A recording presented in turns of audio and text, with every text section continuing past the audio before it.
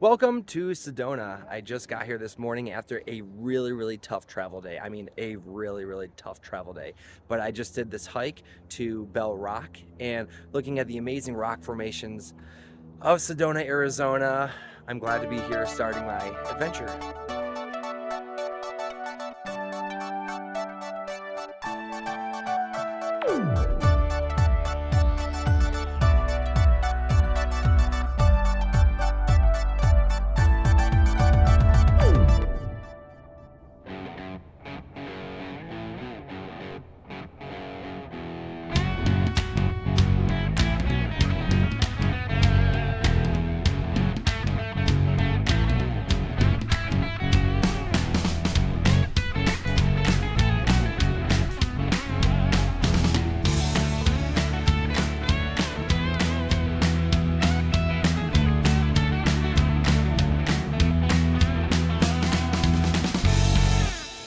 Behind me is Devil's Bridge. This is a natural arch and it is super busy in the middle of February.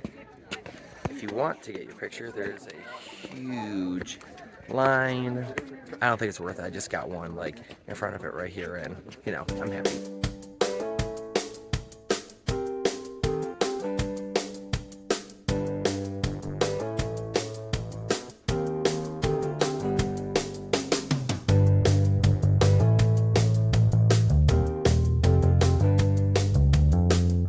The end of the Cathedral Rock hike. It was a very scary hike.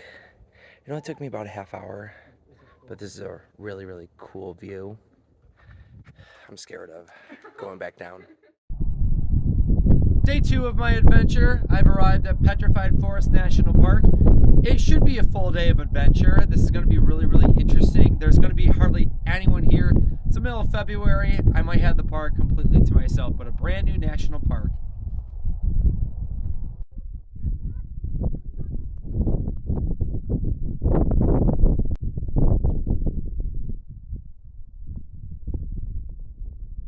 This is the Painted Desert, but the wind is very strong today. Red rocks are a great contrast to the flatness and bushiness of the rest of the park.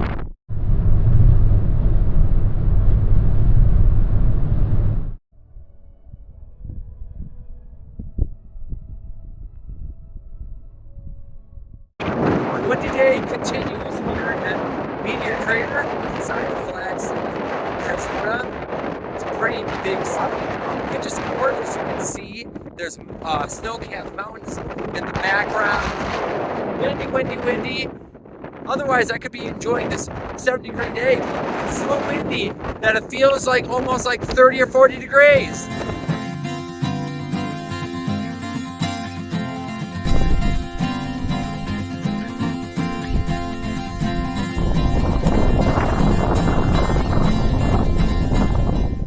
Starting off my next morning in Sedona, going to the subway cave through the Boynton Valley, I think that's what it's called.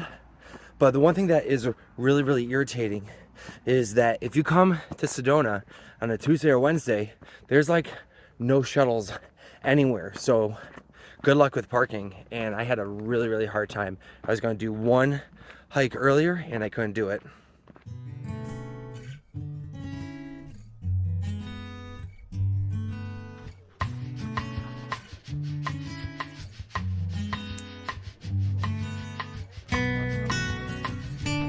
Here is the big payoff. Subway cave. Just gorgeous. Kind of scary walking around that low. Sedona is known for these like vortexes. They're like these spaces of like spiritual energy. So this is one right here. I'm not feeling it, but what I am feeling is just the travel, energy, excitement. This was an amazing hike and I am ending up right here and just enjoying the nature of Sedona. Mwah. This is as far as you get for Little Horse. You can actually go farther, but if you're just going to the Chicken Point observation, this is it, and it's still a great view. I don't know about the safety of Little Horse. It has a black diamond, so I might stay away from that, but I got to the end of this. That was pretty easy. So this probably is the easiest hike in Sedona if you don't have hiking shoes. Otherwise, stay away from the trails.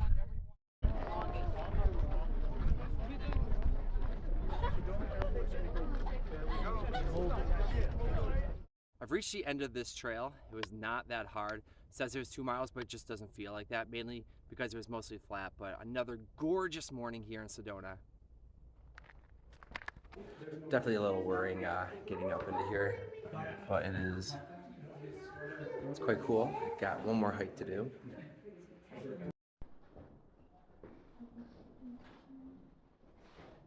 I have now arrived in Santa Fe. I checked into my really cute hotel for 3 nights, only $240. It's amazing. This is kind of the main thoroughfare, and you see the cathedral down there. I'm going to try to go into it. It's quite sleepy this morning. Maybe find some breakfast, but here I am in Santa Fe.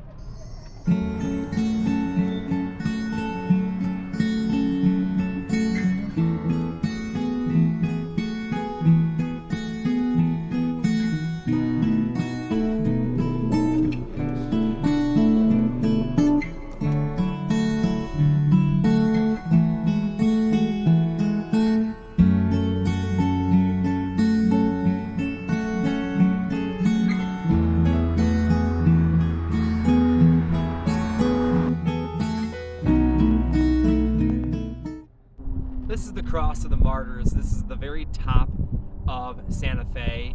You can walk up here and they give you a nice overview history of the town, and the history of it is just so fascinating.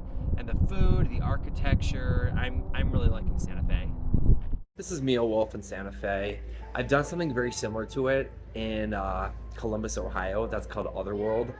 So very similar, but Otherworld is otherworldly. It's pretty cool. This is pretty cool as well. It's just a little bit notch below Otherworld.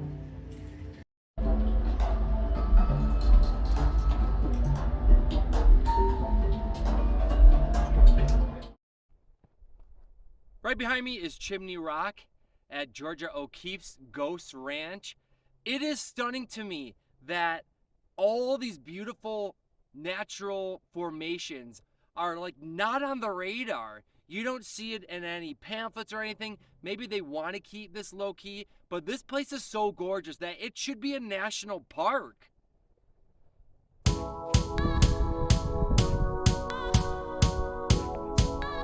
Most beautiful locations I have been to on this trip so far.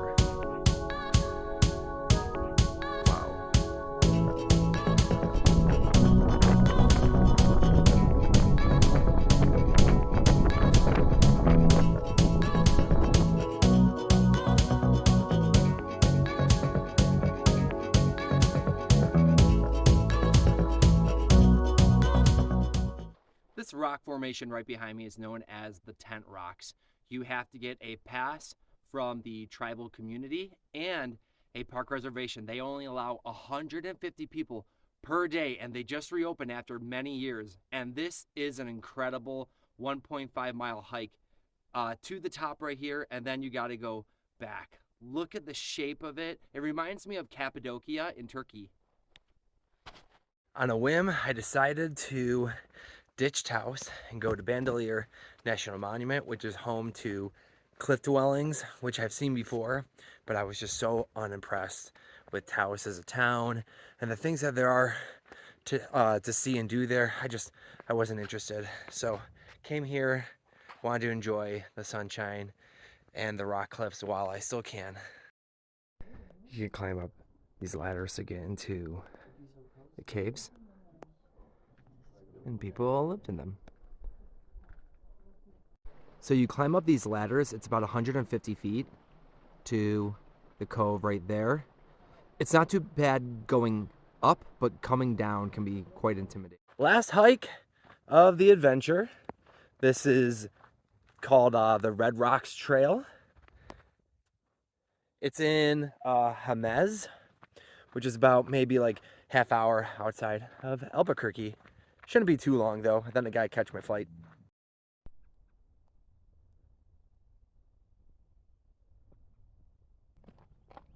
Thank you so much for joining me on this amazing adventure to the Southwest. I can't wait to explore even more of this region in the future. Bye-bye.